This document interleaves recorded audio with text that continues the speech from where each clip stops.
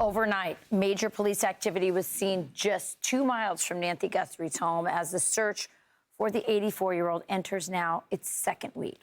For the latest on the ground, let's go to Matt Finn, who is live outside of Nancy's Tucson home. Hey, Matt.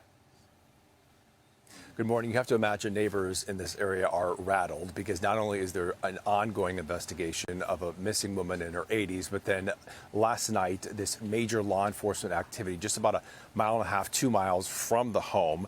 Our Fox crew did see a SWAT team staging in the area and then go in on this house.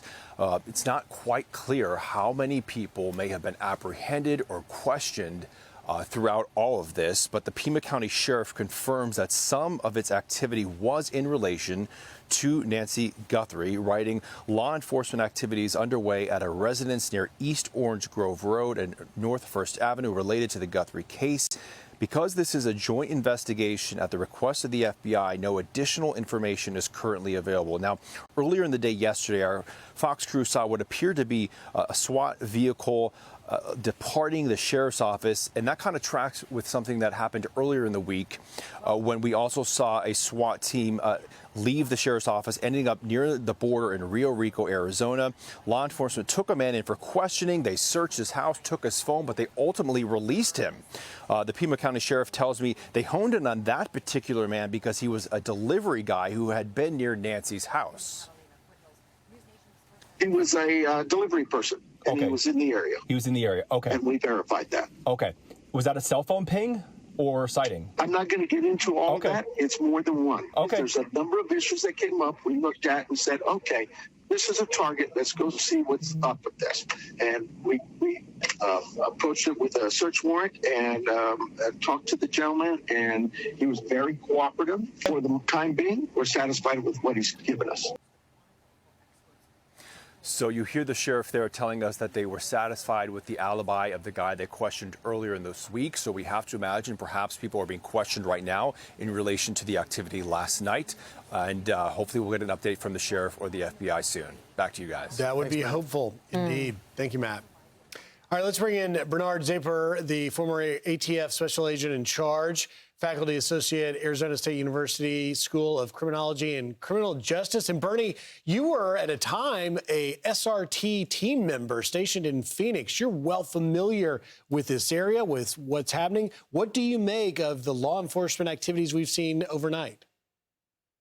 Well, for them to have a search warrant and then to actually execute it in the way that they did, they had to develop probable cause, present an affidavit to a judge. So something significant has happened, probably, with the result of things they've released publicly and things that are ongoing. They're definitely searching for specific evidence that's tying back to the home.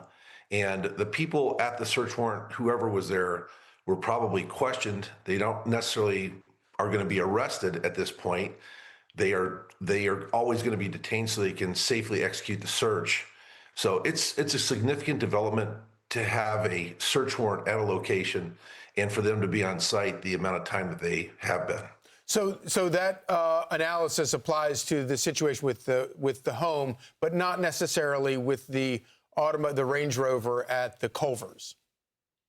No, the car is significant as well because to take it in for that type of analysis, they're actually trying to collect something that's probably DNA related, and not to speculate, but right. That's also significant, and then having contact in a car stop with somebody, this is all derived from evidence hits. There's things that are bumping into each other that are confirming other things they're finding. And of course, they have the responsibility of running every one of these things down to exhaustion until they know, for example, the delivery driver, they probably related that there was like multiple contacts. They just need to go and eliminate that. It sounds like that's what they did. But meaning what you're saying is that with the automobile, with the Range Rover at the Culvers, that there was something that they found something that led them to want to process that vehicle. Yes, very much so. And until they exhaust that forensically, right. They have to do that. So in some ways, maybe that might end up being more significant than even the house search. The one thing that we all need to remember is we're on this side of the veil of the investigation.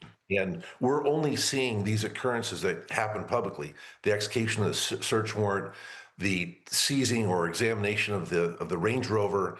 There's a lot more happening on the other side of it that they're not public with, and they should not be at this time. And so it's you can see momentum, and you can see that they're running things to completion, and that shows progress. They have something here that is developing, and these large overt actions, such as the search warrant and the vehicle, signify that.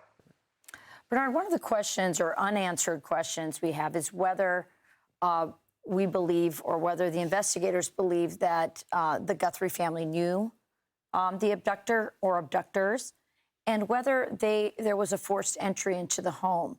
We spoke to James Gagliano earlier, who says he can't understand why the investigators have not yet made it clear whether it was a forced entry or not into that home. Are you surprised They shouldn't. that has not been divulged to the public? And what would be the reason for withholding that information? Yeah, I'm sorry. They should not disclose that. If there's no investigative advantage for doing that, then they should not.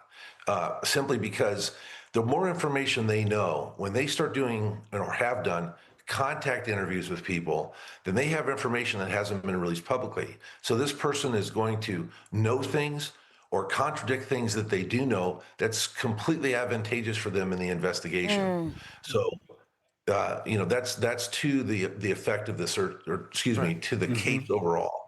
Got it. Interesting point. All right, Bernard Zapper, thank you very much. Hey everyone, I'm Emily Campagno. Catch me and my co-hosts Harris Faulkner and Kaylee McEnany on Outnumbered every weekday at 12 p.m. Eastern, or set your DVR. Also, don't forget to subscribe to the Fox News YouTube page for daily highlights.